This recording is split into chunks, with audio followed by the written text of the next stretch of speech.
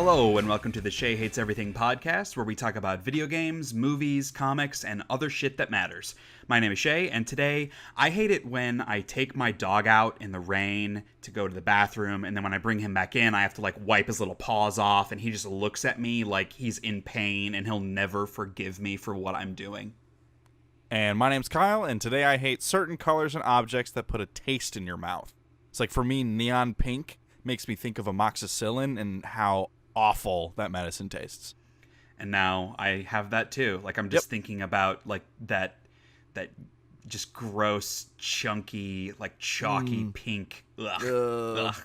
It's bad time. So for the last couple episodes, we've been walking through the E3 press conferences, talking about the big games from each press conference and kind of how we're feeling about it. And today we're going to be talking about Sony's games and also a couple of miscellaneous games that weren't shown at the press conferences, but that kind of we're excited about or we have opinions on, we think rate and are worth talking about here. But before we get into that, we've brought this up a couple different times, just about, Kyle, you passing me in the race to adulthood and buying a house first. And there's been a little bit of trials and tribulations that you've been going through. So I just kind of wanted to give you a platform to rant about that. And also, I'm just interested, having never bought a house, and even though I'm almost 30, I have no idea what the fuck goes into buying a house. So I'm curious to hear what's going on with that. All right, sit your little baby butt down. Let me give you some teaching. So, number one, don't buy a house. Okay, got it. I'm already there. Don't ever. Not ever in your life. Don't ever do it. Number two, don't buy a house. And lastly, number three, it's probably the most important of the three, don't buy a fucking house. Okay, sure. That's about all there is to it. No, it's just, we're going, because my girlfriend and I, we're trying to buy a house. And oh, okay. Yeah, that's what this whole conversation's about. I just wanted to make sure you didn't get lost. I'm with you. I'm caught up. Thank you for that. Okay, yeah, you're welcome. Previously on, Kyle tries to buy a house. She and I both have KeyBank accounts, so we figured in our infinite idiocy that going through KeyBank as a lender would be a good idea because it just sounded simple. So first off, we get a loan officer, right? Well, so first we find houses that we want, and then I know a guy who has a realtor, and he really recommended her, so I contacted her. She looked at the houses and everything. She's like, okay, yeah, this might be a good fit. I'm kind of trying to get an idea of what you guys are thinking. Now it's probably time for you guys to start the loan process, so that's when we decided on KeyBank. Now, we found this loan officer, and he's reasonably local. I chat with him on the phone a couple of times. We kind of get the process started. They're coming back with all this tax information, and for us that's kind of a problem because Mom has paid to have my taxes done by her tax person for the last several years, and because you're a little baby boy, right? That's one other life adult thing I have not yet figured out. Plus, my income is complicated because I have it multiple sources, and it's just weird. Plus, I was in school and I didn't know how all that thing worked, so whatever. And my girlfriend, her parents did her taxes. But her dad, I guess, didn't make copies of this most recent year's tax return stuff. So you didn't have the information to pass to the bank. Right. And so we had to figure out how to get that information. Then we were waiting on it. Finally, we submit everything. And then it's like they keep coming back, trickle, trickle, trickle. Every time we give them something, it's something else they need, as opposed to just everything all at once. Let us give it all to you right away. So it's the most time-efficient process. We started the process of getting a loan and buying this particular house over 2 months ago. Yeah. Now, I don't know about you, but that's a long time for that big of a move and to have two parties in limbo. Luckily for us, we have a place to stay that we're not paying rent. We're staying at Mom's place because she's very generous in letting us be here for the moment. And they are staying with their in-laws, so they're not pressured, they're not buying another house yet. The sellers are correct. Yeah. So we're fortunate in that regard, that neither of the two parties are in a time constraint spot. Right. But there was a span of time where I did not hear from my loan officer for over 2 weeks. And I was attempting to call him, leave him messages. My realtor was trying to contact him. He didn't return any calls or emails for 2 weeks. Now, I don't know about you, but that's not how you do your job. So that really sucked. And that really held us up. And then all of a sudden, after these 2 weeks, I get a call from him. Here's this thing that we need. Like, we're behind schedule on this. You haven't called, like, 2 weeks, man. Why are you all up my butt about it now? But anyways, not that I'm mad. I'm very mad. And it's just one thing after another. It's been absolute insanity. The appraisal came up short of the sell price, so they had to get it reappraised because they didn't use the correct information, so they didn't even appraise the home right. And that brought it up. Well, and this... Let me stop you there because like this was something that I didn't, obviously I knew that appraisals happen when you're buying a house, but one thing I didn't realize was like the bank has to come in and say, oh, this amount that you're asking for the loan, that's how much the house is worth. And in your case, like you were asking for X amount of dollars and the bank was like, well, no, the house is worth X minus $10,000 or whatever it is. Yeah. And so it's like, oh, okay, $6,500 less. Right. So we're only going to get part of the money we need to buy this thing after we've already put in an accepted offer on the thing. Like that just sounds and I had already put $1,200 of my own dollars into this house. Like that's the full inspection was $450. The appraisal fee was $350. And I had earnest money, which is basically we put it into like a little fund, and that's telling the sellers, hey, we're serious about this. So all in all, it was like about $1,200 of my money. So if we were to walk, I'm out $1,200. That's fucking nuts. So, it's been a bad time. And so finally, everything seemed like it was going to be okay. And then just a couple days ago, we got word that for some reason, KeyBank says we don't have enough money for the down payment and closing costs between our accounts, which is false because we do. And I think they're working off of account information that's a couple of months old, which why they would do that is asinine, and I don't know. So we just got paychecks yesterday from the day we're recording this, so we had to wait for them to process the paychecks, and then we have to call our local branch and have the local branch print out, sign and date and fax copies of our bank statements to the processor. So we have to do that on Monday. And it's just...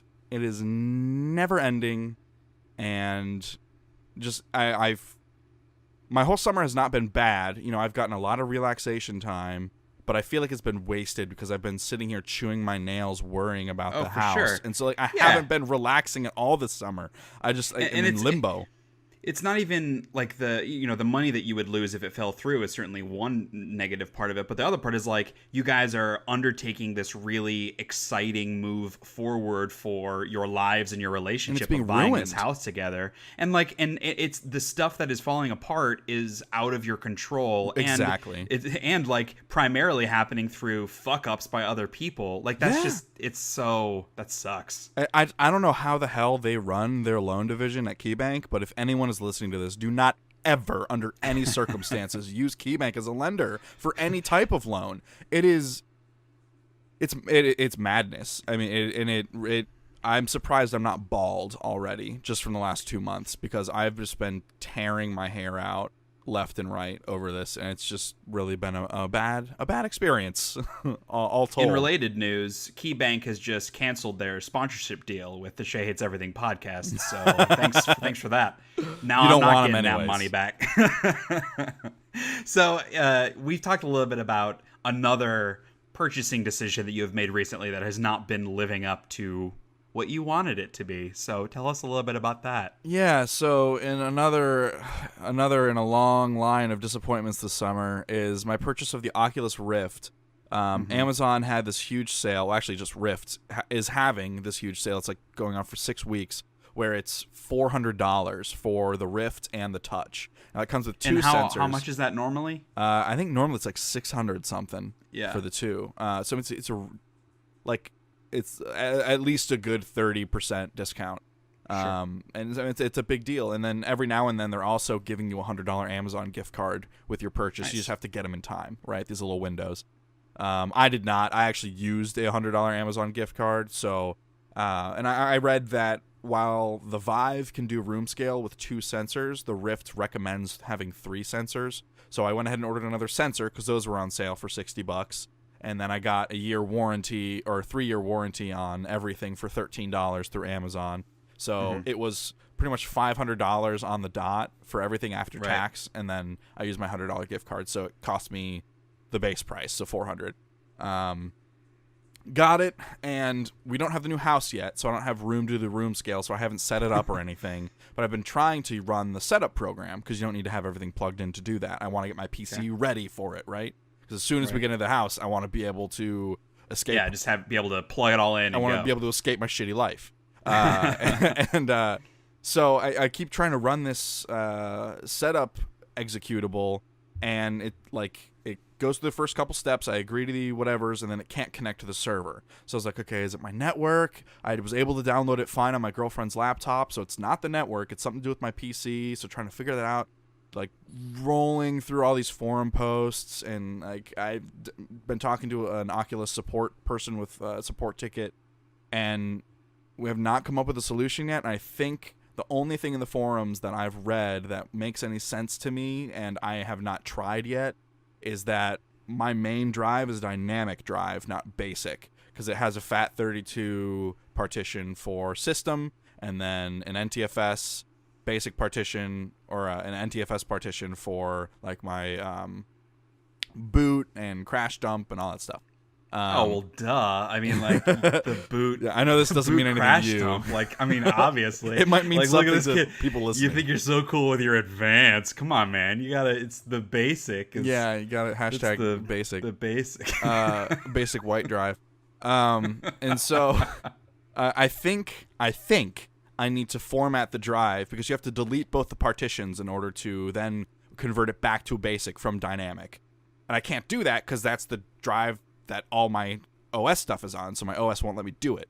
Now, I think what I have to do is I have to take my old hard drive, plug it in, install Windows on it, boot from that drive, and then, since it's not the active drive anymore, I can delete those partitions and reformat it, and then turn it back into a basic drive, and then install Windows back onto it, unplug the old one, boot from the one I'm currently using, and then it's all hunky-dory. I don't know if that's actually going to work, so I've posted it a couple of different places to make sure those are the steps I need to take. I'm not sure, because I know you can delete partitions from the Windows install, but I don't know if you can convert from dynamic to basic in that install. I don't think you can, and I think that's what the problem is. But this person from Oculus support has not said anything about that. When I try to talk to them about it, they just say you need the NTFS file format, and so I'm not sure. And I have a second hard drive that is a basic hard drive, NTFS, all one partition, but it doesn't have any OS stuff. It's just for extra storage. I manually drag stuff there. Like this audio I'm recording right now, I'll put there to store, because it doesn't take up space on my main drive. I've been trying to install. So there's a way you can force an executable to install its files onto a different drive through like a Windows prompt command. So I've tried that, but for some reason it's not working. Like the log is showing some sort of an error. So I'm not sure what the deal with that is. So now the support people are trying to help me with that, because that might be a solution. And it's just nothing's working right, man. I have $500 sitting behind me on a couch, and I can't do anything with it. I mean, not that I could do anything with it right now anyways, because I don't have the space, but it's just very frustrating, and we're like 13 minutes in, or maybe 10 minutes. I just need to stop talking about it. I'm just so mad. I've had very similar like tech problems recently. Like, I was trying to open up Audacity, which is where I record my audio, and like I was trying to speak into my mic and it wasn't working, and like turns out I had to restart the program because the way my mic was plugged in, it just wasn't recognizing, and I had to restart it. It was just real technology that I was having to really go in there and restart the program. Restart the program. So did you plug your microphone in after you launched Audacity? No, I'm making this up. This didn't happen. But that's the extent. That's the extent of my computer knowledge. Yeah. Like, if it isn't solved by clicking the X in the top right corner and rebooting it, I'm out of my element. Yeah. And I just so mad about it. Yeah. How about you? What's going on with Shea? Well, I mean, one of the to make like a perfect segue out of this, with all the stress that you're dealing with in life, I quite imagine it's nice to be able to sit down and play a video game or watch a movie or read a comic book. So why don't you tell me a little bit about what you've been doing on there? How do you like that hosting skill? It was good, but you didn't say the segment name. Oh, what you watching, what you playing, what you reading. There you go. Kyle. Good Lord, man, just ruining it. It's your podcast. Do it right, Shea. Well, it's my podcast. I'll do whatever the fuck I want. I don't want to say the segment title. Yeah, that's fair. So I beat Batman Telltale. I think I had talked about me having played some of that on a previous podcast. I think I mentioned it. But yeah, I finally beat it, and it was pretty good. I had only beaten the first 2 episodes, so I beat the last few. And this was a 5-episode series? Yes. Okay, because sometimes they do like 6 episodes. And yeah, this one was just 5. And it took me probably 3 or 3.5 hours to beat the final 3 episodes. Wow. I was churning through them though. Okay. Just because I wanted to see where the story went. I wasn't taking a lot of time on stuff. Just because it had been in my backlog for a while, ever since it came out, really. And sure. I really just wanted to get through it. So. Well, I think I have that as well. I think actually you might have gifted it to me. Yeah, because I bought it, and then I still get those Steam keys those free from codes Telltale from every now and then. Yeah, so I sent that which to we need to scrub out of this podcast, because if they're listening, they're going to take you off their mailing list. You've heard nothing. But actually, since we're talking about Telltale, because I played through the first episode of the Guardians of the Galaxy series that they put out. I booted up the second episode, and I wasn't into the first one. I didn't really like it that much, but it's Guardians of the Galaxy. I was willing to give it another try, and hey, if it got good and I wanted to play the rest, it's a really easy platinum trophy. So I booted up the second episode, and not 20 minutes in, it just froze. Just hard froze. Couldn't do anything. So I was just like, all right, I'm done. And I have now made the decision, I am not playing another Telltale game until they fix their shit. I'm sick of giving them money, and that making games is hard. It's not like they don't care. They're clearly in a position where they're making so much fucking money by putting out all these licensed properties that they're never going to slow down until people stop caring. And so I'm going to jump on no, I'm not. I'm speaking with my wallet. I am not giving you any more fucking money until you fix your shit. Their games run so terribly. If this was a $60 on disc AAA release and a game ran the way that this runs, people would be all over the internet bitching about it, like they were with Assassin's Creed Unity, or when Batman Arkham Knight came out on PC and didn't fucking work. Game companies cannot get away with this shit anymore. I've had it, and I'm not giving them any more of my money. Yeah, I think that's fair. I think if that's the way it makes you feel, you should totally not buy their games anymore, because and it sucks, that's the only most way, of the stuff, right? That's most of their stuff I enjoy. I loved Walking Dead. I loved Wolf Among Us. Tales from the Borderlands I loved. I didn't like their Game of Thrones series as much, but I still thought there was a lot of value to it. And I can't do it anymore, man. It just is as good as some of the stories that they tell are. They're always hampered by technical issues. Characters popping in and out of the little cutscenes, and game freezes, losing save files. I've had to deal with those kinds of things on multiple occasions, regardless of the platform. I've played stuff on PS3, PS4, PC, across all the platforms. Shit doesn't work, and it's not worth it anymore, man. It's just not. Yeah, and I will say there were definitely some moments in Batman where during not the game play part, but kind of more the cutscene parts, it was very chuggy. Every few seconds it would skip a couple frames, and then the voice would get off. And I don't know if that was a problem with it could have been a problem with my machine, because my machine was acting a little funky that day. But it was definitely very weird, to the point where I couldn't quite watch it because it was making me feel a little nauseous, just because the hiccup and then the desync of the audio and the video. Yeah, it could have been a problem with my machine, but more than likely it was an issue with their terrible engine that they've never changed.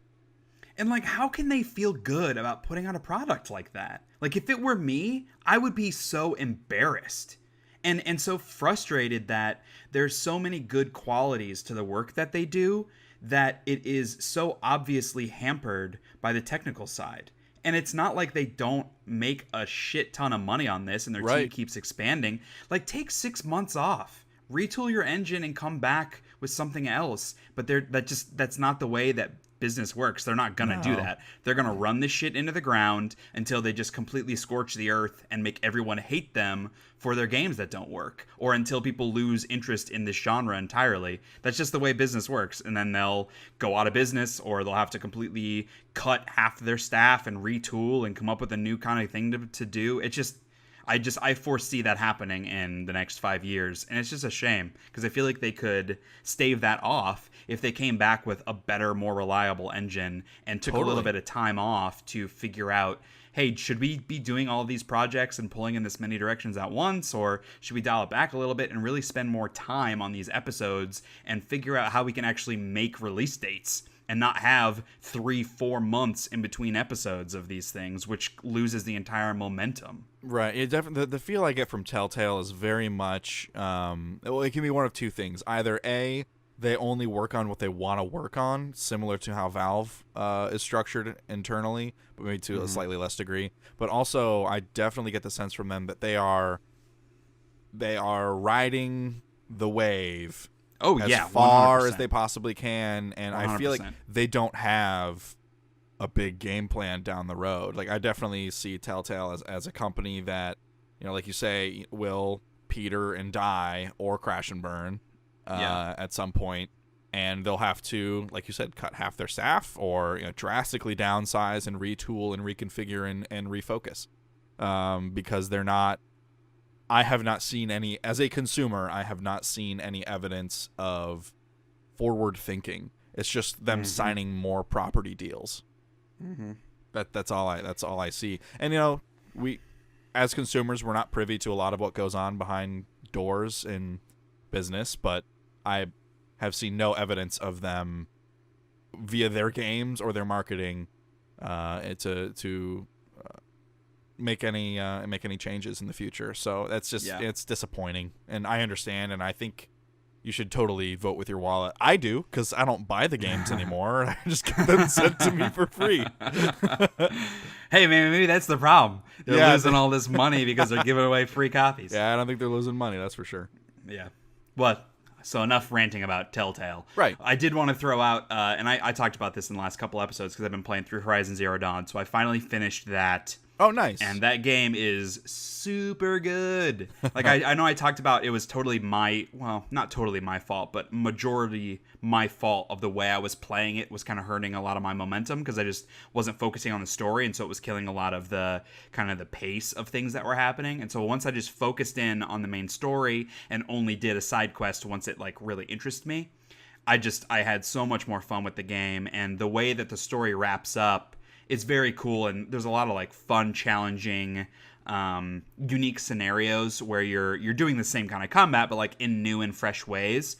And I really enjoyed that. I thought I don't want to go into spoilers, but the final boss was a little underwhelming because it wasn't. It kind of felt like something I had already done before. But the way the story wraps up is very satisfying and felt complete. Because there is like a little stinger that sets up what the next game will be, and they're always going to have to do that because there's no such thing as a standalone game anymore. But I liked that the story did feel cohesive and singular, and like wherever the story goes from here seems like the next logical step for the story. It's not like what you did is undone by the twist at the end. That's still feels like you could not play the next game and still feel like you got a full experience, which I feel like is very rare in games these days. Yeah, I agree. And I'm glad we had talked previously about kind of changing the way you play those types of games and kind of more focusing on the main missions, because that's exactly what I did with Prey, and I finally beat that as well.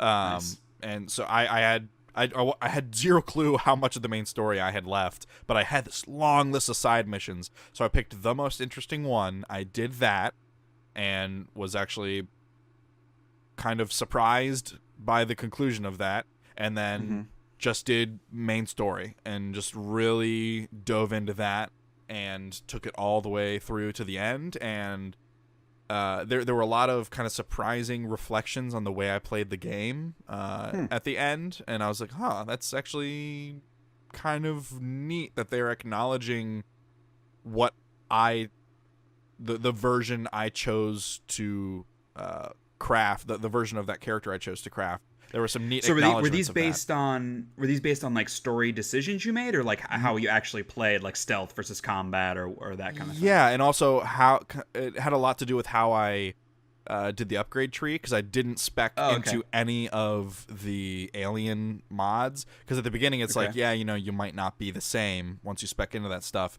And I had enough fun just with the gunplay and sneaking around and stuff that I didn't want to engage on that through this playthrough. And so they made kind of that was a weighty argument at the end that was put forth, and I'm not going to spoil anything, but that was put forth towards the character, the person I played. And that was kind of cool to see that. And there were just a lot of, some of the video game showed through in that moment, because it's like them talking about all these things you did, and some of it maybe didn't flow all that well, you know, like they were talking about my specking thing, and then there was like this little awkward pause, and then they talk about another thing that I did, and then it like cuts in really fast and talk about another thing of how I played. And it was maybe not as seamless as it could have been, but I thought the ending was cool. The twist was good. There were clues to it throughout the game, so I saw it coming like on the edges of my vision as I got closer and closer to the end. And then, you know, I had the reveal for the twist at the end, and I felt validated in my suspicions, and I always think that's a cool feeling.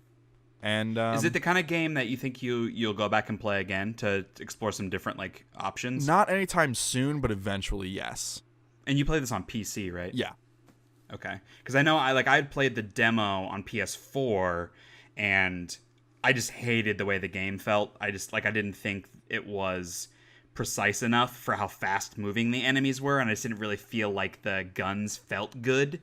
And it felt that a little bit too floaty, the way the Dishonored games felt a little bit. But then I remember hearing, like, I guess there were sync issues with the controller on PS4 that they were going to try to patch out. So I was like, I might look back into this, but there was nothing that really grabbed me.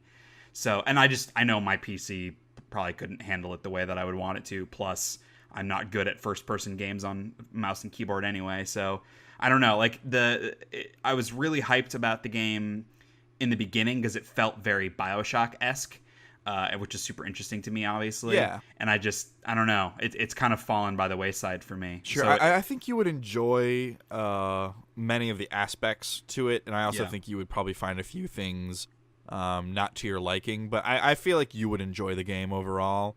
Like, is it good? Not even specifically for me, but like, is it a good game, do you think? Yeah, and I think, since you seem to have overcome that instinct to do everything, I think you will have a better time with it now because of that. Okay. Because I was really burning out on it, because the environments are just dense in a way that the original BioShock is. You know, just hidden stuff everywhere you turn.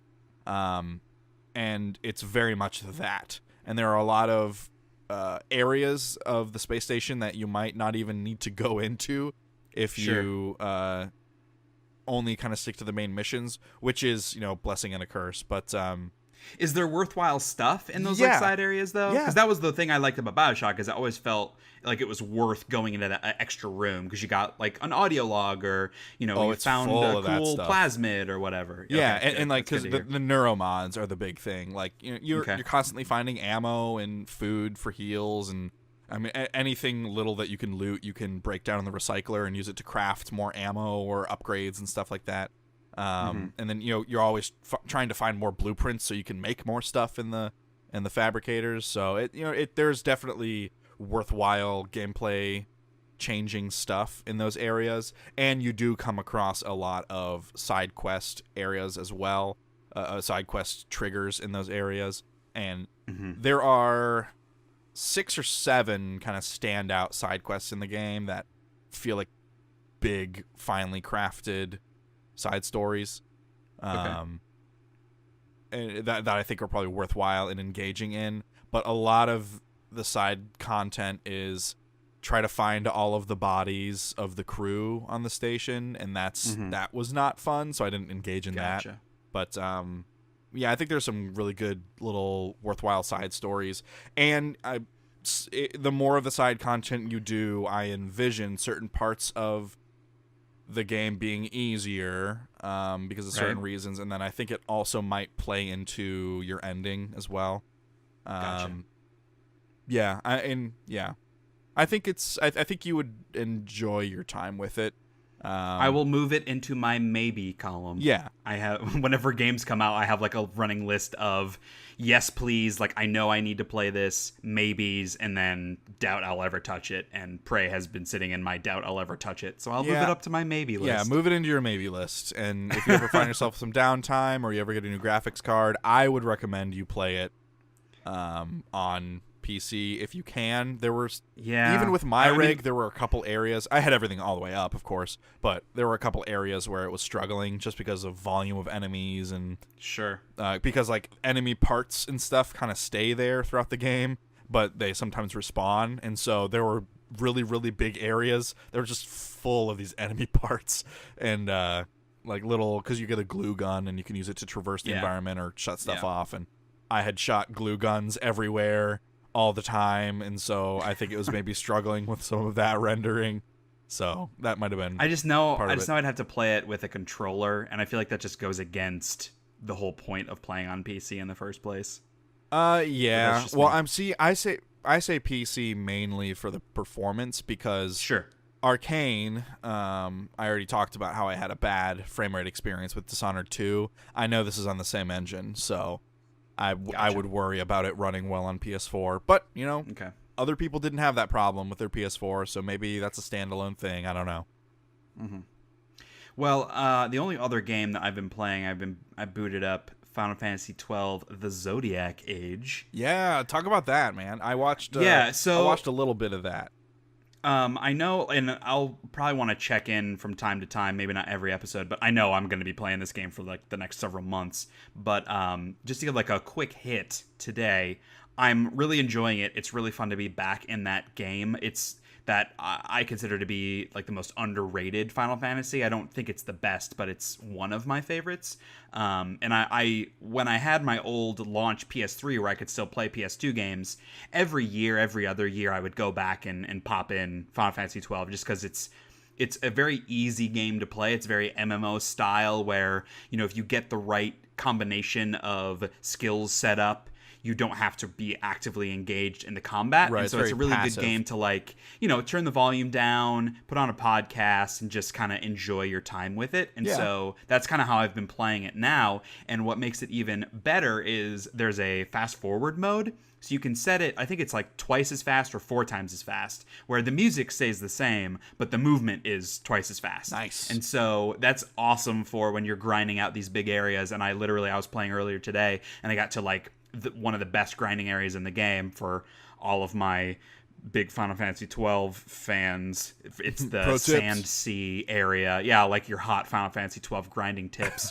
Check out SheaHatesEverything.com. But I did that today, and I just clicked my L1, so it goes twice as fast, just running in big circles, just fucking wrecking fools. And I don't have to do anything. I have my gambit set up. My guys are high enough level and skilled enough where I just press forward. They go beat this group. I go to the next one, they beat this group. I go to the next one, they beat this group. And like I was telling my wife about it, and she's like, that sounds so boring, like you're not even playing the game. Oh, but it feels so good. Yeah, because it's one, there is the relaxation aspect where it's very passive, like you said, where I can focus on other things while I'm doing it. And 2, it's just satisfying to know that I set this up so well that they can play the game without me. Like I'm still play the game. Yes, like my involvement is in the preparation, and like that's a big thing that I like. I'm a very process oriented person, so I like organizing the gambits, the if then what kind of scenarios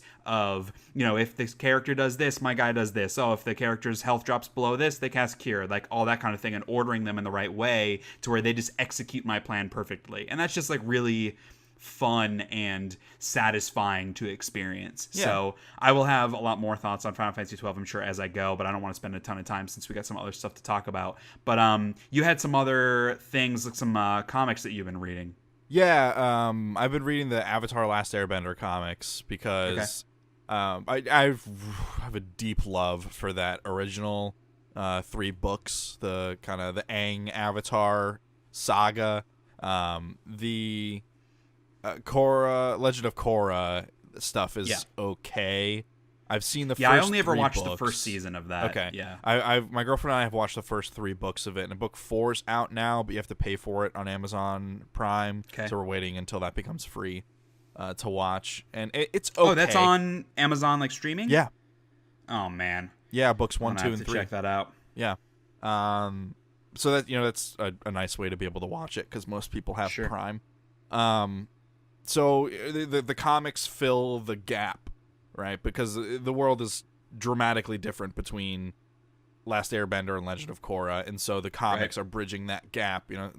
It's the kind of the step by step of how the society progressed and became the way it is.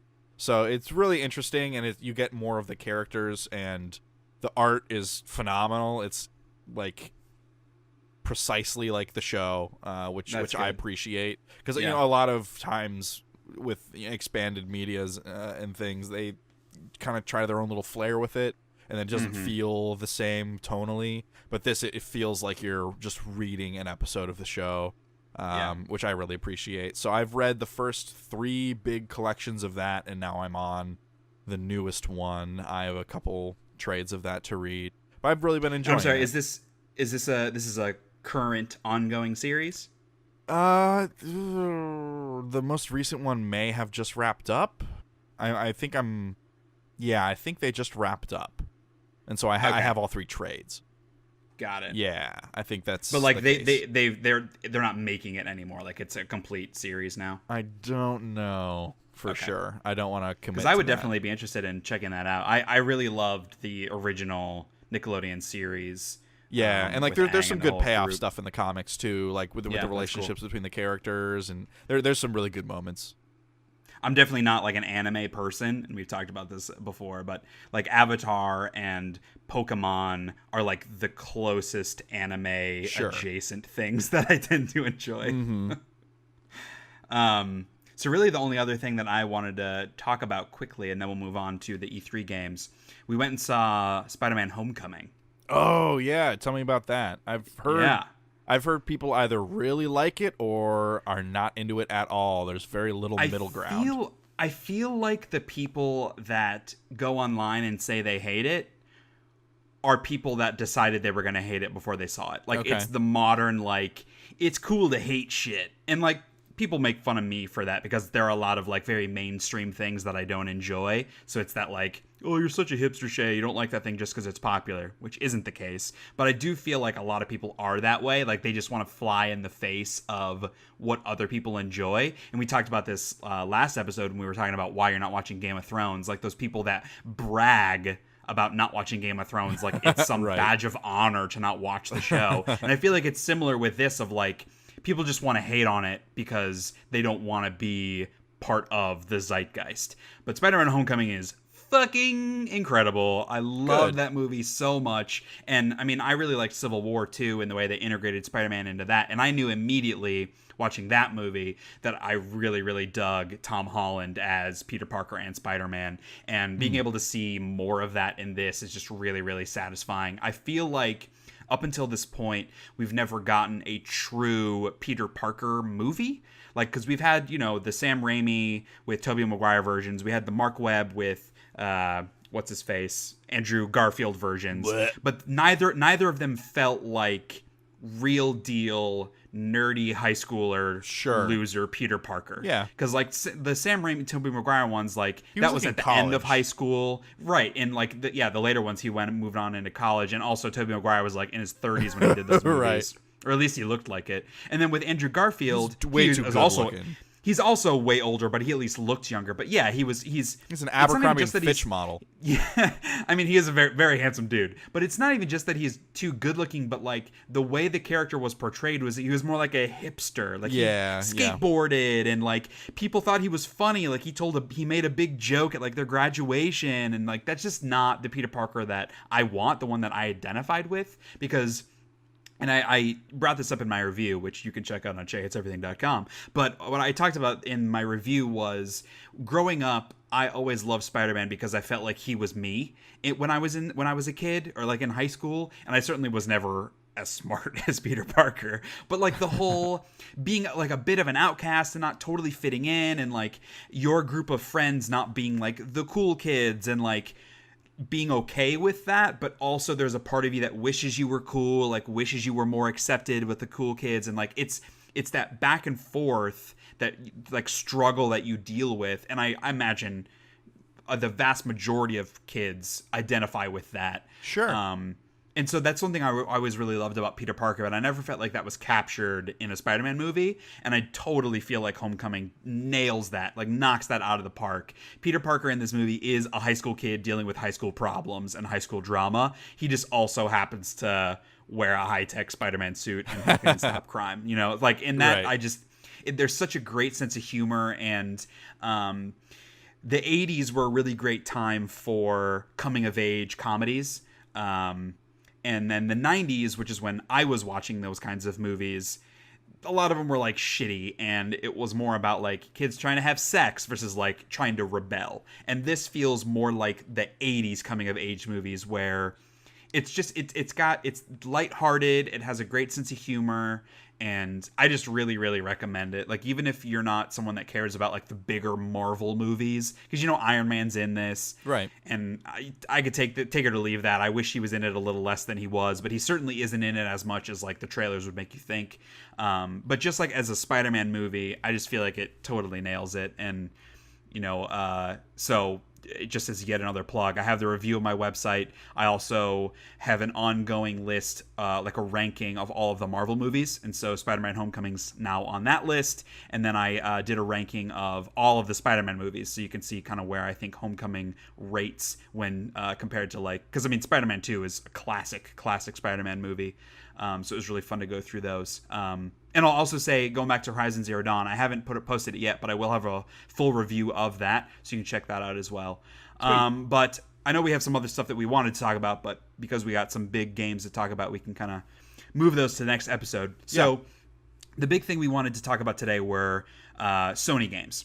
And both of us have definitely fallen more in line with Sony in the past. Like, we typically own Sony platforms compared to some others. I know, like, you have a Switch. We both owned a 360 and a Wii, but we're like more aligned and more interested in a lot of the stuff that Sony's doing. Very much so. I'm always most looking forward to Sony's press conference. Long way of trying to say that. So I was really curious to see what all they would come out and announce, especially because a lot of the games they announced last year seemed like they would be 2018 games. And so you kind of look at it and are like, so what's going to be the big fall release? Are they going to announce release? Like, are they going to say, oh, God of War is actually coming in 2017? Or, hey, here's this brand new game you've never even heard of that's coming out in 2017. And turns out they didn't do that at all, because apparently they just don't care about launching any exclusives this fall, and they're just going to rely on their like third-party shit, which whatever. But I was definitely disappointed to see that. But they brought back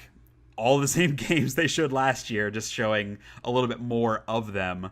And in some cases I thought that worked, and in other cases I really didn't. So for me, the two big standout games were Spider-Man, for one, and God of War. So both of these they announced last year.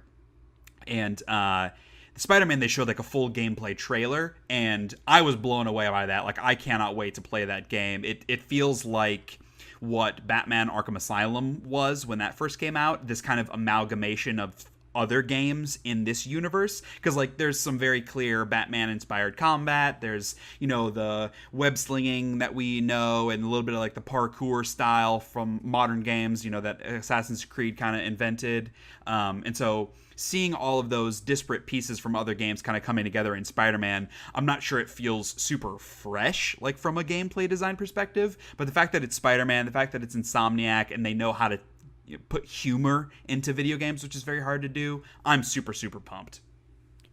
Yeah, so like with man, there have been a lot of bad Spider-Man games. Let's not ignore that fact. Right. And there've been a decent amount of good Spider-Man ones though, as well. 2, that's a good freaking game. Spider-Man 2 is fabulous. That's really the only one I have liked that I've played. I've played a good number of them.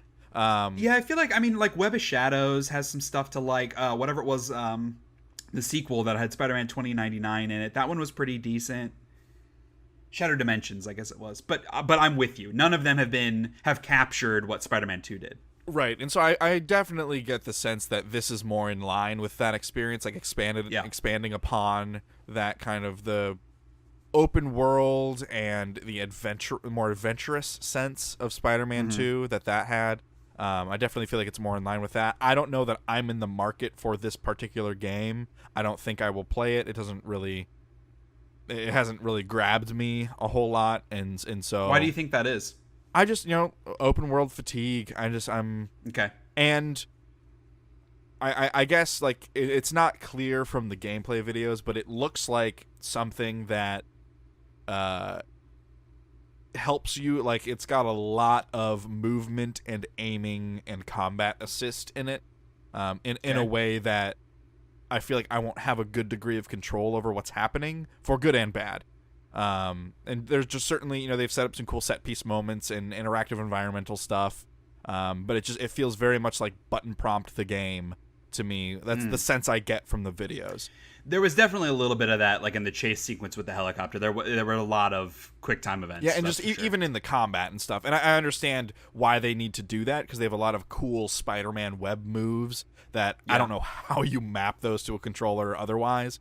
So like I get like that's how you kind of have to make a game like that, and that's okay. I just don't know that I want to play that. I bet that's going to be a fantastic game and people are going to really like it, but I think it's one that I personally will probably skip out on.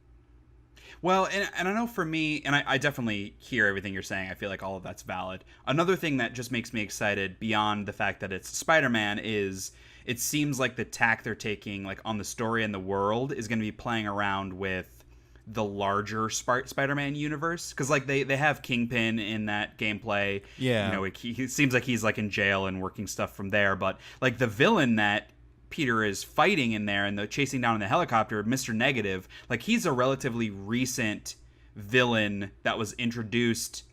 I guess it's probably been close to 10 years ago now. Like when I was first really hardcore getting into comics, he was introduced. I think I might be wrong on that, but at least when I saw him. But like the fact he's like a C or D tier villain is kind of what I'm getting at. And I really like that. And I like that it's not, you're not just fighting Venom. Well, that's like you're not Spider-Man just fighting 2, Green Goblin. because you had oh god, what was his name? Shocker.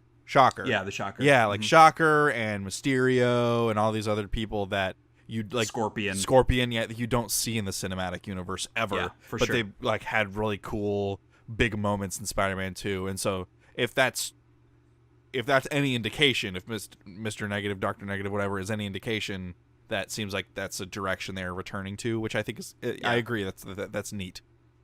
And that's another thing I loved about Spider-Man Homecoming, too. Like, they took the Vulture, which was this super lame villain from the comics. Like, this old guy in this bright green Vulture suit.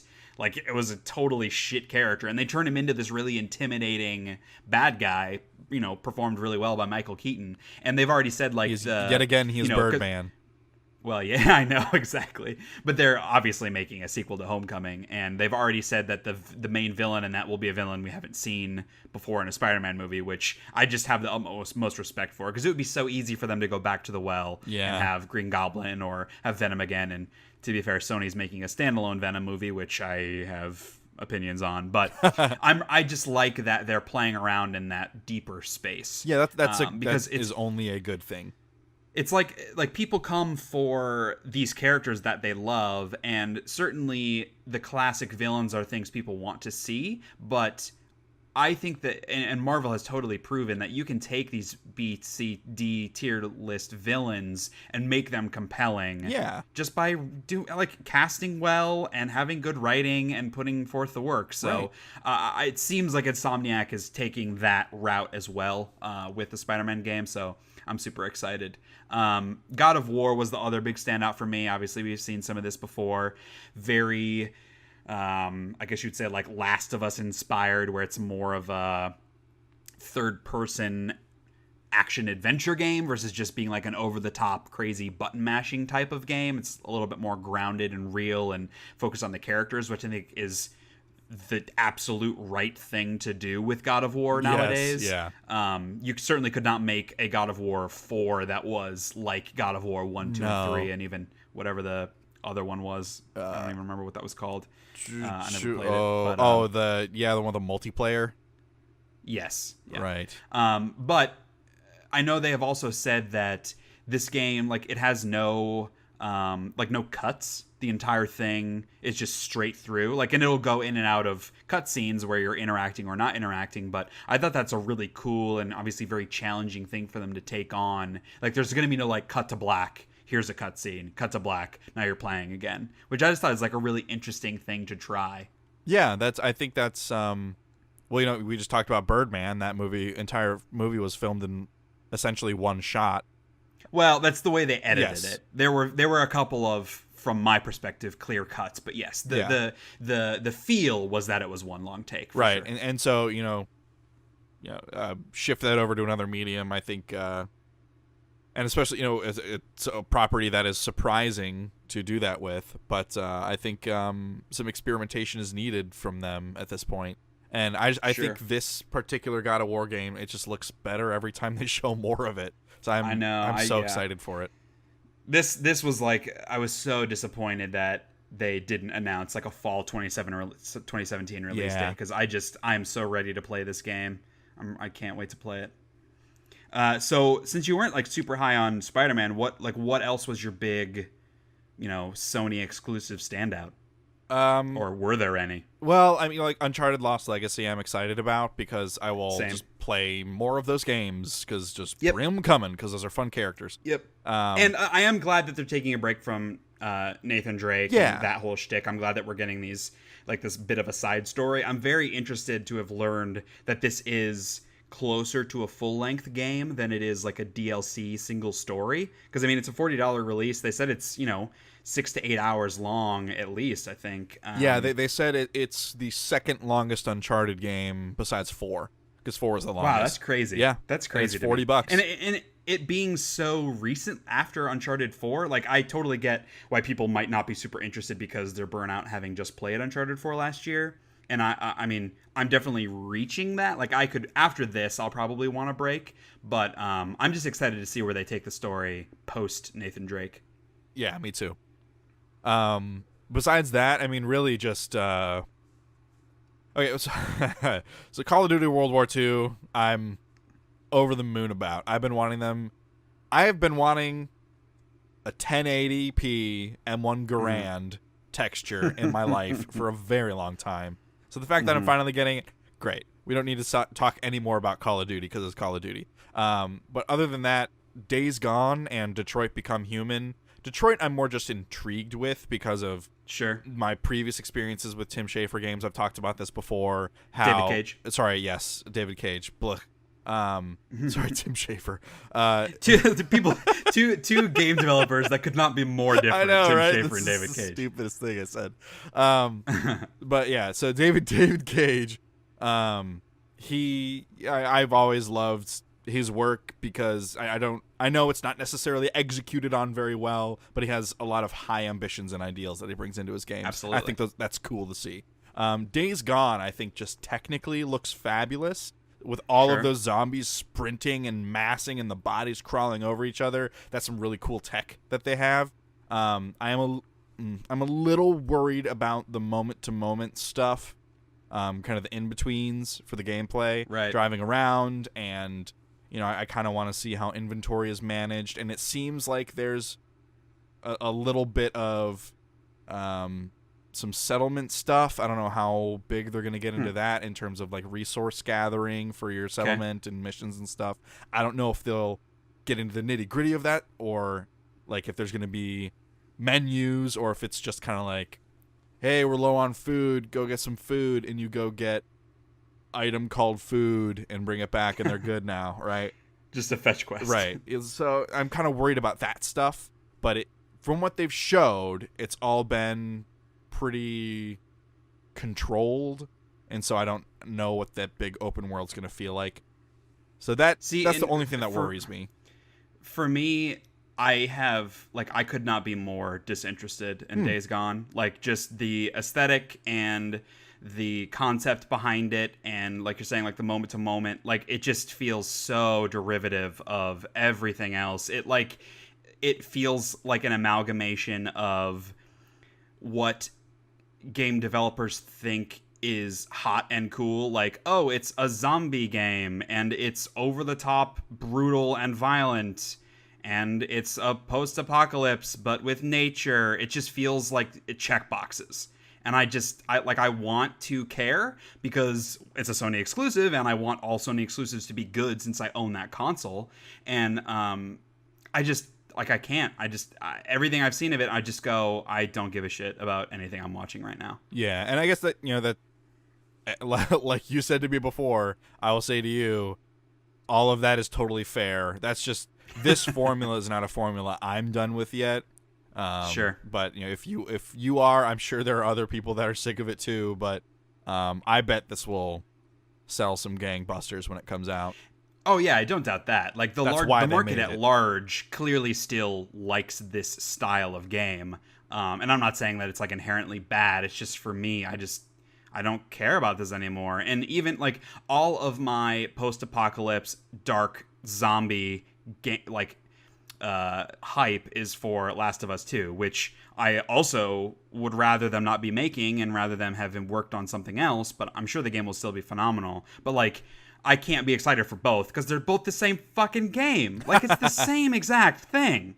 And it's just like, I don't know why Sony Bend would want to compete in that space when Naughty Dog nailed that so far out of the park, and have Last of Us 2 probably not coming out till 2019, but still coming down the pipe. Like, I don't know why you would want to make that game. It just doesn't make sense to me, but I'm not a game developer.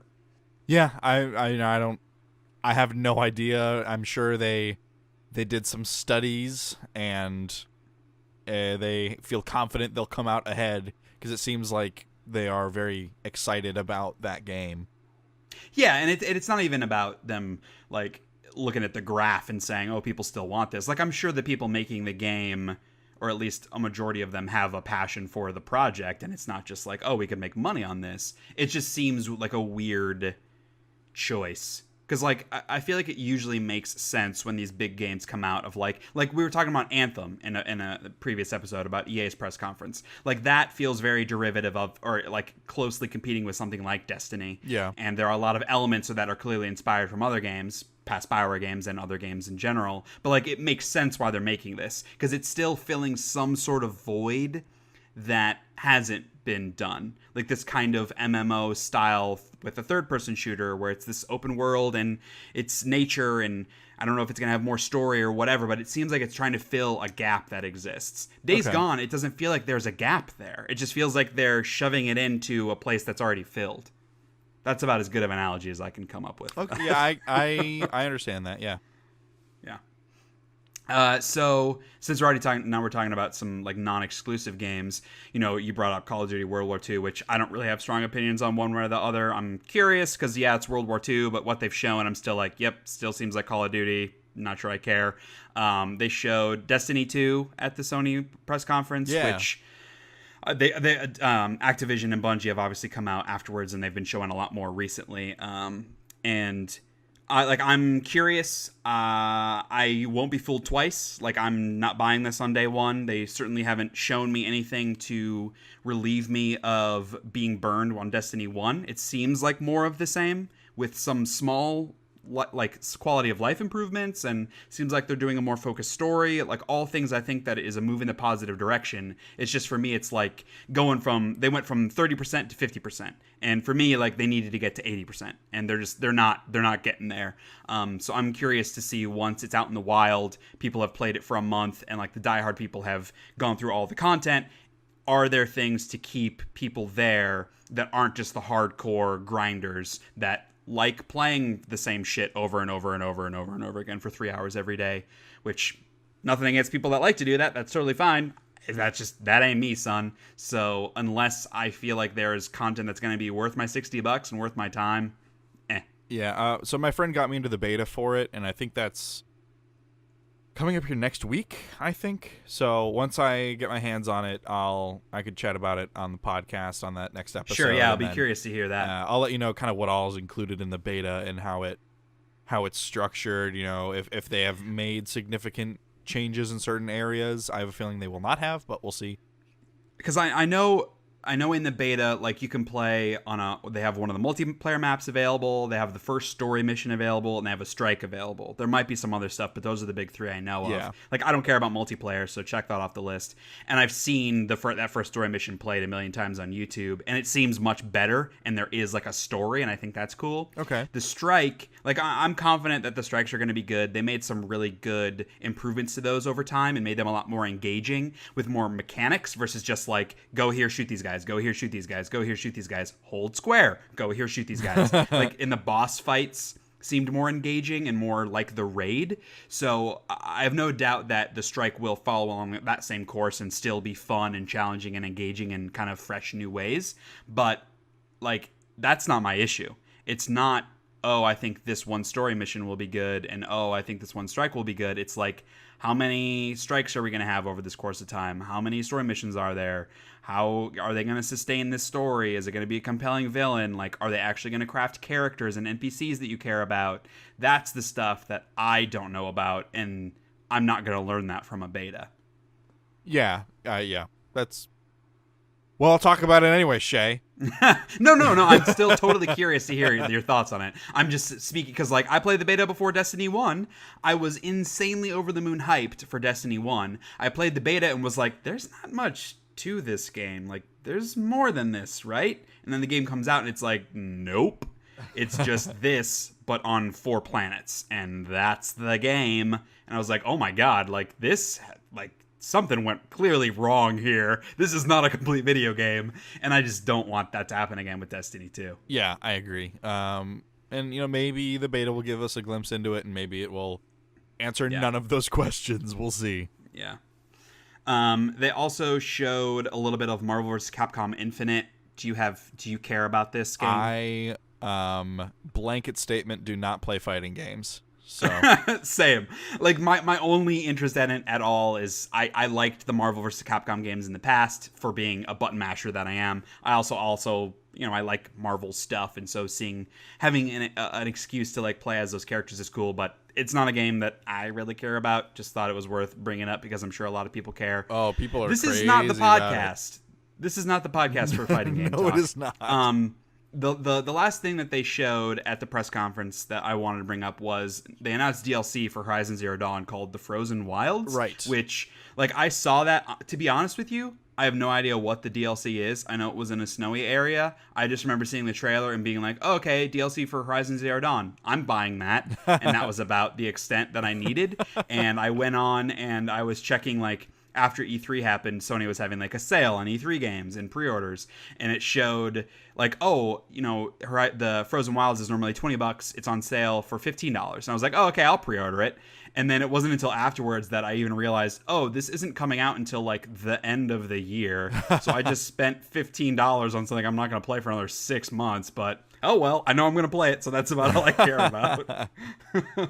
Yeah, well, and it's a good thing that you've finished the game and now you have plenty of time in between, having to play more of it or feeling obligated to play more of it. So that's probably a good thing. And I'll be honest though, man. Like when I finished Zero Dawn, I kind of had that sadness that I was done with it. Really? And there are still a couple of things that I could go do. Like, I didn't do all... There are, like, these little hunt missions where you have to kill enemies in a certain way that I wasn't really loving. There were, like, 1 or 2 little side missions that I hadn't done.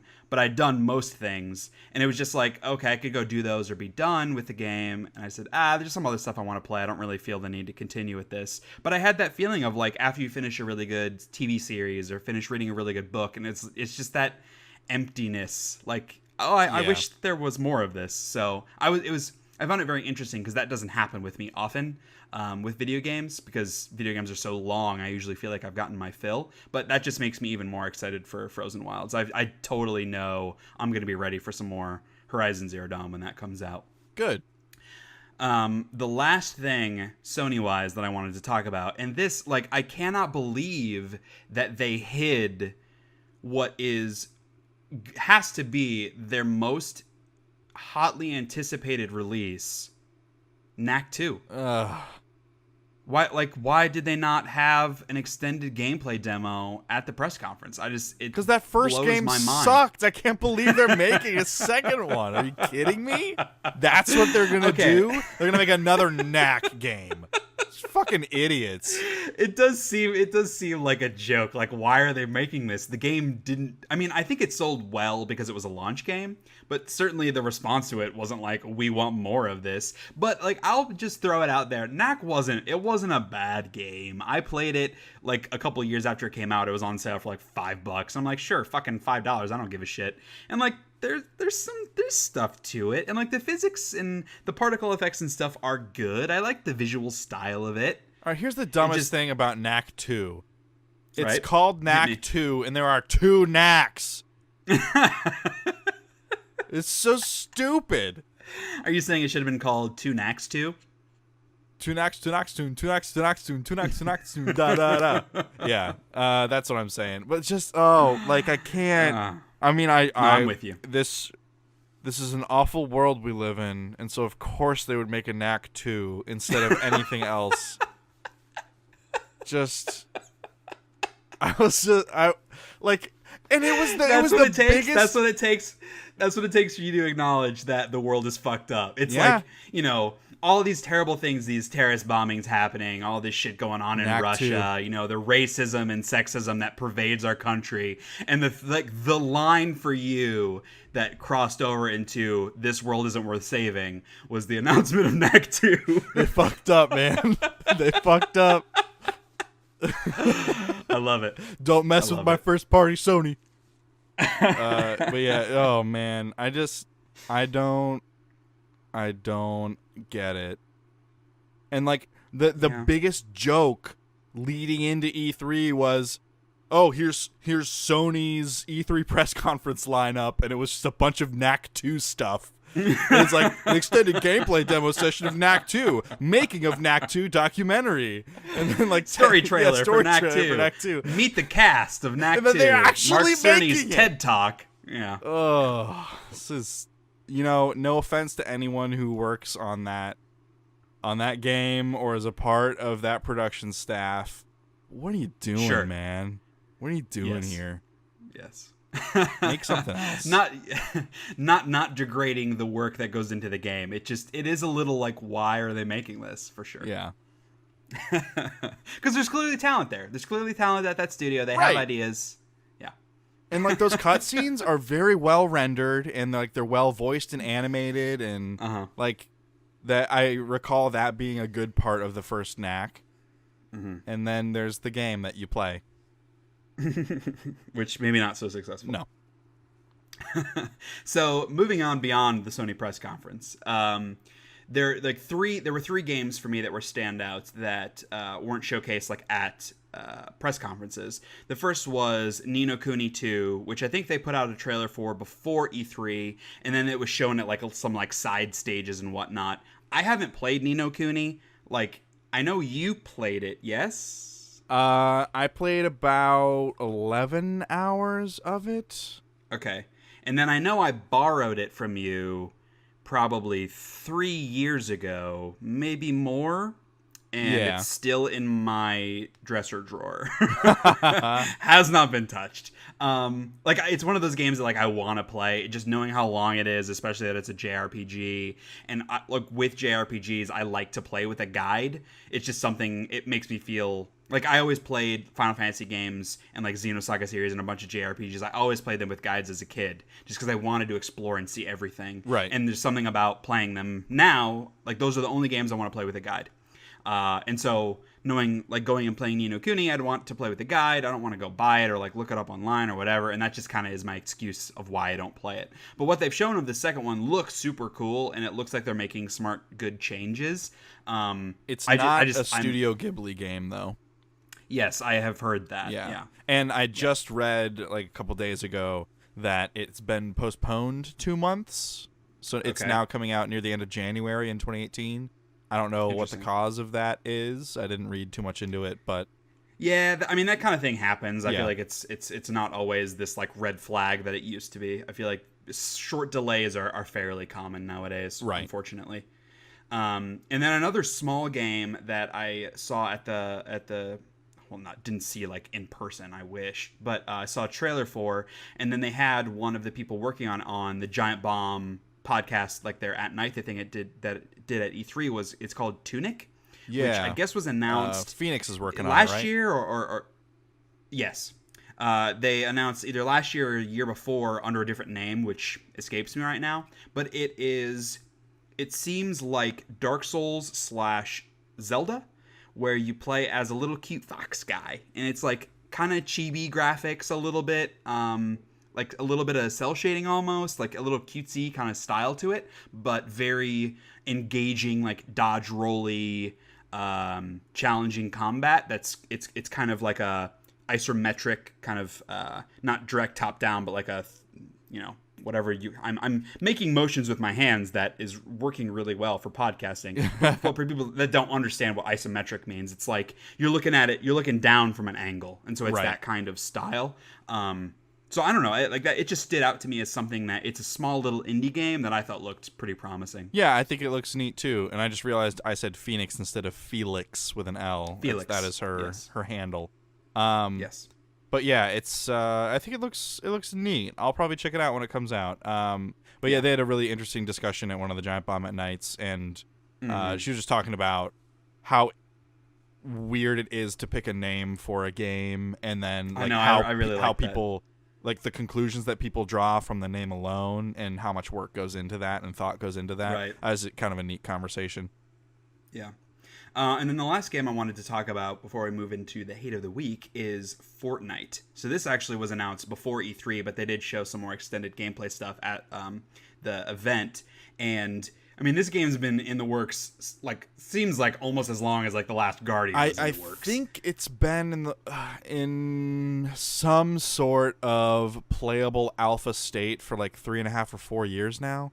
Yeah, and the game has gone under huge changes from what I've seen, like from old trailers to now, and it looks super fun. Like it's a fairly standard like tower defense setup, but it just looks really fun. Like it looks like there's a lot of variety, and I really like the character classes that they've created. They seemed well tuned and well balanced. And I mean, like I'm totally down to hop on. You know, if I had more than 2 friends, I would totally hop online and play with a group of people. Yeah, They, a couple days ago, as of this recording, they did a closed alpha stress test for the servers, and I hopped on. Okay. I got into that and played it for Sweet. a few hours. There's a lot going on in that game. Yeah, it seems like it. And I think that game might almost be better on a controller, because just the way, like the way things are hotkeyed with function keys and stuff, and the way your traps are set up was a little confusing and hard to get the hang of. So it might actually be better with a controller. I don't know. Interesting. But that game has a lot going on. Just a ton of systems, just in general. Yeah. And I can't talk a whole lot about it. I don't think there was an NDA screen. I think I could just kind of say what I said and be okay. Okay. But actually, I did not take a super close look at that NDA screen, because I forgot I would be talking about it on the podcast. I probably should have looked at it closer. But I will say I had a lot of fun with it, and I think it's nice. It has a lot of promise, and I am getting it on PS4, so if you want to get on PS4, we can play together. Yeah, I guess. We'll probably play it like twice, and then I'll decide I don't care because I just don't play multiplayer games ever. I know my cycle. Yeah. I know how this works for me. Yeah, that's fair. But it comes out at the end of the month, right? Yeah, and At the end if of you July? pre-order it, you get it 4 days early. So it's July 25th, but if you pre-order it, it's on the 21st. Interesting. I'll look into that. It's $40, or is it a full $60 game? If you get it digitally, just the basic standard, no extra frills, whatever, because it's very microtransaction heavy. Okay. It is $40 for just that, and you do still, if you pre-order it, you do still get in 4 days early. The $60 version comes with a bunch of like loot box stuff and some extra characters and all that to begin with. Okay. But I don't think any of that stuff is necessary. I wanted the physical disc, so I went ahead and got it off Amazon. Plus, with the Amazon discount, the Prime discount, I get it for $48 instead of the $60. So it's like $8 more than the standard. I get physical and I get all the extra stuff. So whatever. It's a pretty good deal. Cool. Well, that kind of wraps up all of our E3, conversations, walking through all the different press conferences and some additional games. So if there are any big hits that we missed or that you're curious to hear our opinions on, you can send an email to info@sheahateseverything.com. Like we've kind of talked about throughout the episodes, there are certain genres of games that we tend not to pay that much attention to. So we might not have, like, I know we don't really have all that big opinion on like the new Forza, like that kind of thing. Right. But totally could have missed some games. We had to cut some stuff for time. But yeah, so now moving on to everyone's favorite segment, the Shea Hate of the Week. Hate of the Week. So today's Hate of the Week is sort of building on stuff we've been talking about recently. A couple episodes ago we talked about memes and how it kind of highlights people not being super funny, which then led into people stealing other people's jokes. And now today's topic is working for exposure. And I'm putting exposure in sneer quotes.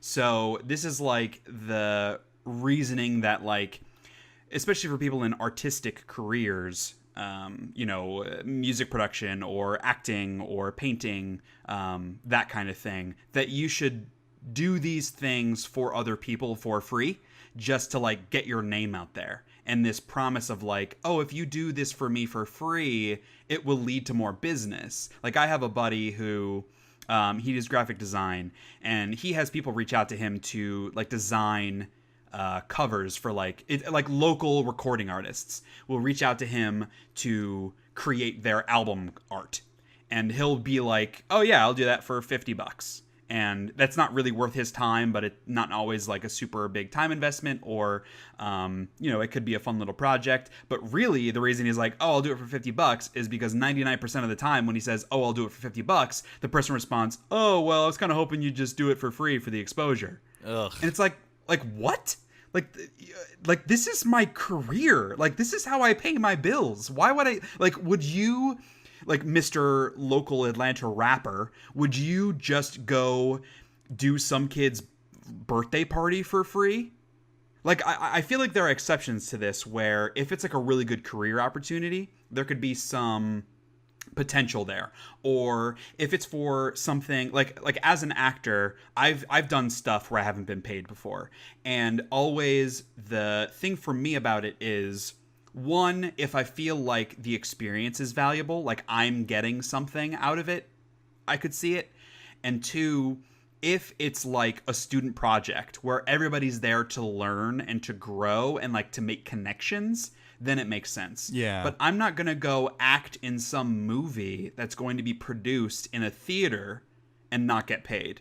Because then I'm working for free, and the person who isn't paying me will then be making money off of my work. Right. And I'm not getting anything from that. Yeah, that's not right. That's fucked up. Like, it's...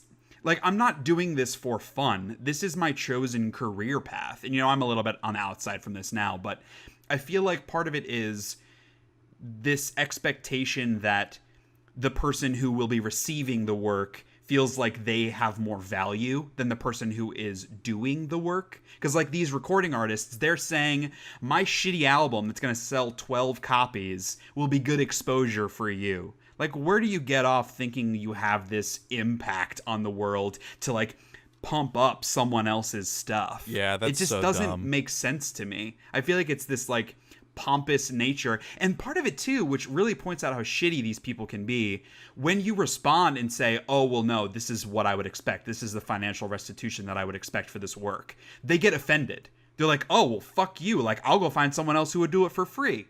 Like, that to me is a huge warning sign. Because if someone is going to get offended that you would dare expect pay for your work, that's a shitty person. Yes. Like, that is not someone that you want to work with. Certainly Because they're not. going to be, like, overly demanding, you would think. They're going to be hard to work with They're in, gonna be in other users. ways. Like, yes, that's not somebody that I want to be associated with. Or, like, someone I want my work associated with. Right.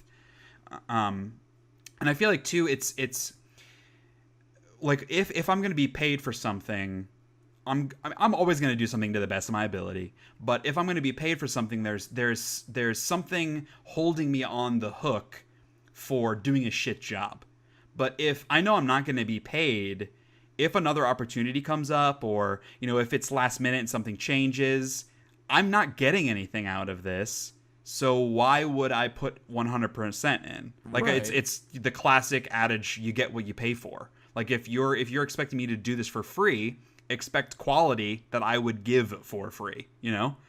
Have you, because you've done acting stuff in the past, and especially, like, doing more on the directing side, have you had any experience with this where people have wanted you or expected you to offer your services for free? Only all the time. Like, because as a site manager, you know, and I'm very upfront about, like, when I site manage events, what my rate is and why I have to be in the building for, like, these specific reasons. I mean, there are people that expect me to do things that are not my job for free because they, like, I straight up, and this is not a lie, I had someone try to tell me what my job was. The other day, like, after an event, they said, you should have stepped in and had, like, you should have worked the sound table for us, and you should have done this. And I, like, Yeah. that pissed me off because I went to a lot of trouble and communication to ensure that I had all of the people and things that they requested, and they did not request to have a person running sound. And so I had to quickly train one of their people to run the soundboard. And then that person didn't do a great job. Like, they messed up a couple times during the show because they had, like, 10 minutes of quick training from me. Yeah. And they had the gall to tell me that I wasn't doing my job to cover for their fuck up. That kind of shit happens all the time. And I'm at the point now, Right. I've been doing it long enough, and I've had this done to me so many times. I'm done taking it sitting down. I am just straight up telling people it is not my job. That is not why I'm here. And we might lose a couple of customers because of it, but at the end of the day, like, I can't do this show after show, year after year, like, being stepped on, because it's just disrespectful. It is, absolutely. And I'm not that way at all to anybody, so I expect them to have the same amount of respect for my time and my position that I do for theirs, and most people don't. And so I'm not rolling over to that anymore. You know, I've had my first full year with the 3 positions I have at the high school, and I'm not, you know, going to be pushed around like that because I killed myself last year doing stuff for people, and that's just, I can't do that anymore. Like, I don't know, I can't face another year like that. And, you know, to think that there are people out there doing artistic things or creative things or things with their hands that take time, effort, and focus, and they don't get compensated fairly for it or are treated poorly because of the desire of compensation, that sucks. And it's super shitty, and that is a mentality that needs to die in a fire. Yeah. And it devalues you. Absolutely. Like, as a, you know, a worker and as a person, it's saying, like, what you're doing here has no value to me. Yeah. Like, think about it's that. So like, rude. that's what it's and it's not even, because you could look at it at surface level and say, to use the, you know, the album cover example again, it could say, I don't care enough about how my album looks to invest any money in it, That's one way of putting it. Sure. But this is specifically to a person. I'm saying like the work you will do for me isn't worth anything. It isn't worth any money on my part. I care so little about this and so little about what you're trying to do with your life. I'm not willing to pay you to do this.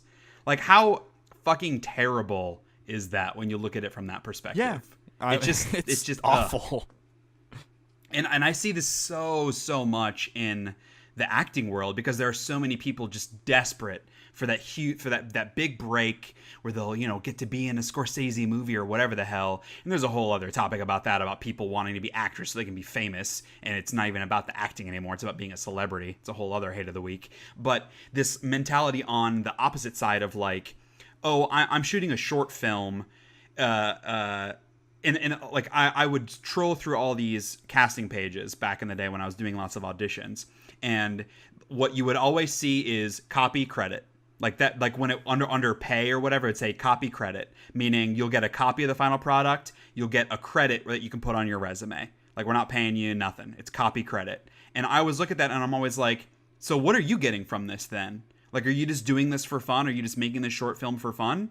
Just to, put it up on YouTube? Or are you trying to get it produced? Are you trying to get it distributed? Are you trying to make money with this movie that you're making? Because if you are, I'm also trying to make some fucking money with the acting that I'm doing. Right. And if going back to, there are some exceptions for this, like it's Scorsese, for example, if he, was doing a staged reading of one of his movies for new actors to come and play classic roles from Scorsese movies of yesteryear, and it was non-paid in this theater, like, yeah, I'd probably fucking do that. To work with Martin Scorsese and to go and be in front of this big group. But some stupid schmuck living in Atlanta with no budget who is making films on the side and like has a, day job and trying to do whatever else. Like, you aren't important enough for me to devalue myself enough to work for you for free. Fucking pay me. Yeah, I mean, it's just, it's comes from a mentality of me first, me most important. Yeah. Me smash until I get what I want. And yeah. that's an awful, horrible base human instinct mentality to have. Yep. It's just it shows a lack of empathy or consideration for other people. It's rude. And they say too, like, if I were to say no to that, they'll be like, oh, well, you'll never make it. Like, if you're not willing to work for free, you'll never make it. Look at all the successful actors. They worked for free at some point. And I'm always like, yeah, like, if the opportunity was right. Yeah. Like, you don't, like, your shit doesn't matter. Clearly it doesn't matter. If your shit was good, you'd be able to pay me for it. Exactly, right? God. Yeah. Well, thanks everybody for listening to episode 4 of the Shea Hates Everything podcast. If you enjoyed what you heard here, you can check out my website, sheahateseverything.com, for more opinions and reviews on things. And if you have any thoughts on stuff we talked about, like I said, any games that we may have missed from E3 or other topics you'd be curious to hear us talk about, or if you have an opinion on working for exposure versus getting paid, you can send an email to info@sheahateseverything.com. So, Kyle, thank you for joining me yet again and giving me this platform to just rant. You know what, Shea? You're welcome. And I would like to mention that I'm not getting paid for this.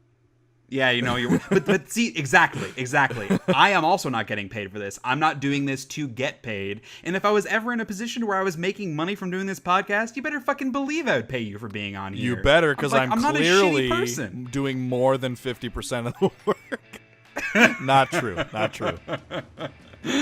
Yeah. So, okay, that wraps up for the episode, everybody. Thanks for listening, and we will see you in the next one. See ya.